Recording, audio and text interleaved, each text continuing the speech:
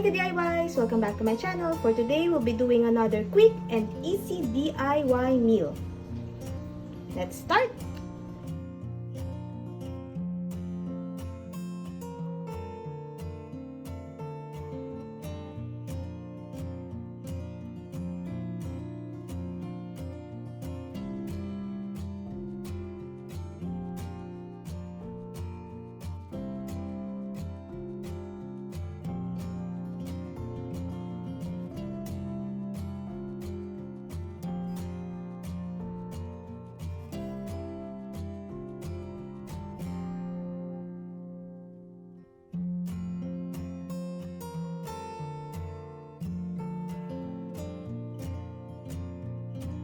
And we're done with our quick and easy bento meal.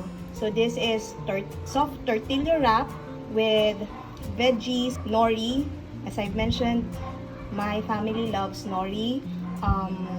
The tuna, so it's just a tuna in can with onion, chia seeds, the mayo dressing, lettuce, and tomatoes.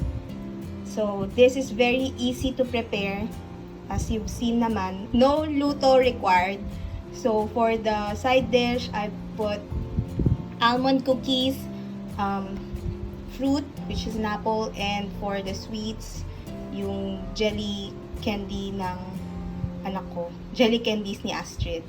So, that's it. So, let's close it down. Okay, so there you go. Another quick and easy DIY bento meal.